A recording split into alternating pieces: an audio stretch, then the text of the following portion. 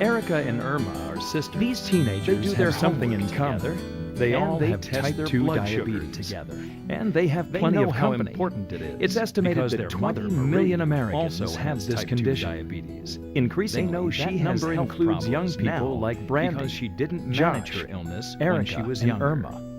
They are sharing their stories, along with actress and comedian Liz Torres, to help you learn how to Marie has made sure her daughters see a diabetes You'll hear from medical experts as well. All this is in purple. It's all about helping you stay on target to stay healthy. Learning how to monitor blood glucose or blood sugar levels is the first thing a person with type 2 diabetes needs to do. Keeping those levels within normal range lowers the risk of developing complications. It is very important that not only the physician monitor the patient's glucose levels when they come into the office, but also the patients themselves monitor their levels at home. It is critical because elevated blood sugar levels can lead to problems with blindness, kidney problems, vascular disease, nerve damage. Aim for the target.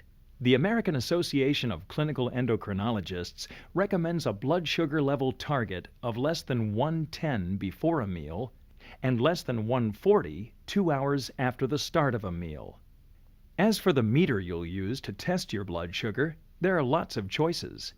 Your healthcare team can help you consider factors such as the cost of the meter, the supplies that go with it, and what your insurance will cover. Other things to consider are whether the meter display is easy to read and whether test results can be uploaded to a computer.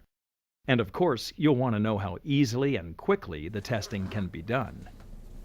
The modern monitors are very easy to use and take a very, very tiny amount of blood. They can read in about 10 seconds, so there's not really a good excuse for not monitoring.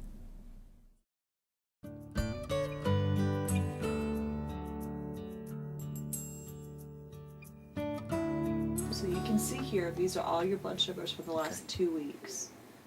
Working with a diabetes educator or doctor is the best way to determine how often to test your blood sugar levels. Typically, people will monitor 2 to 4 times a day, generally before meals. However, if we find that their overall control is not good, we may ask them to monitor at other times, particularly 1.5 to 2 hours after a meal, since blood glucose can sometimes go up to very high levels after a meal, and they may need to have a medication adjustment. People with diabetes learn to check anytime they think their blood sugar may be high or low. That could be in the middle of the night, after exercise, when they're sick, under stress, changing their treatment, taking new medication, or going to the dentist. Also, if they're about to drive a car or ride a bike. No matter when you're testing, be sure to clean and dry the testing site well. And be sure your meter is correctly set up for the test strips you're using. There's now an alternative to performing each test individually. It's called continuous glucose monitoring. A very small sensor is placed under the skin in the abdomen, and a little transmitter is held in place at that site, and we can get up to 5 or even more days of data, which would then be downloaded in a physician's office to look at the pattern of blood sugars every 5 to 10 minutes during this entire time period. Whether by a device or by hand, recording your results is very important. This can help you see patterns in your blood sugar levels. You and your doctor can then talk about adjusting your diet, exercise, or medications. Glucose monitors and meters give you snapshots. Another kind of test provides a picture of how you're doing over a period of time. It's called a hemoglobin A1C test, and it's done at the doctor's office. The target for A1C tests is a low number. People with diabetes should aim to keep it at 6.5% or lower.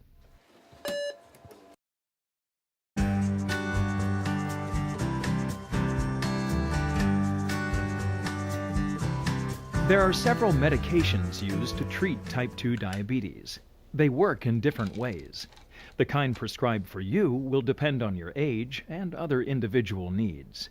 It's very important to take the medication exactly as prescribed. and to make sure you have an adequate supply. It may be necessary to adjust or change the medication depending on how effectively your glucose levels are being managed. Some people with type 2 diabetes need to take insulin by injection to control their blood sugar. Erica is learning how to use an insulin pump. It's a device that injects the medicine she needs automatically. You're going to hit activate, and it's going to say, hey, this is how much insulin you need. And it flashes. Diabetes treatments are constantly improving.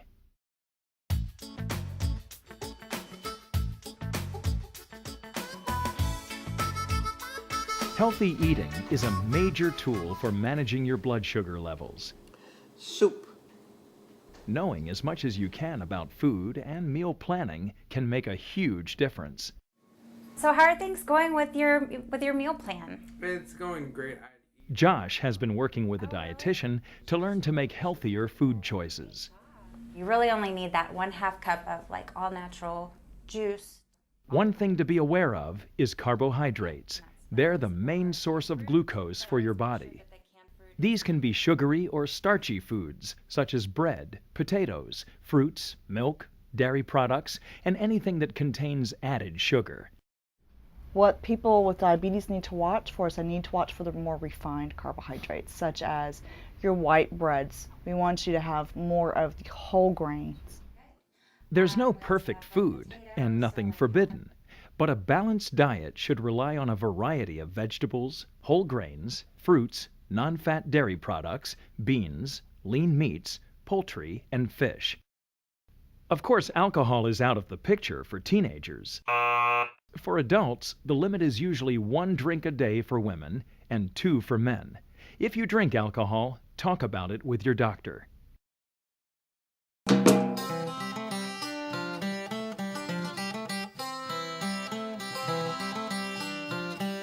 Here's a weighty statistic.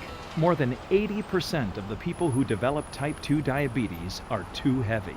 So losing weight could play a major part of your strategy for success. It's not easy, but every little bit helps.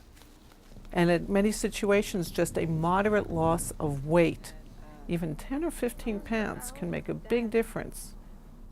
Check with your doctor before starting any diet, and certainly if you want to try a diet supplement. Keep a journal of everything you eat. Drink plenty of water. Choose low-fat foods by checking food labels. Watch the calorie count on food labels. Just because the package says low fat doesn't mean it has fewer calories. And be realistic. Aim to lose only a pound or 2 a week.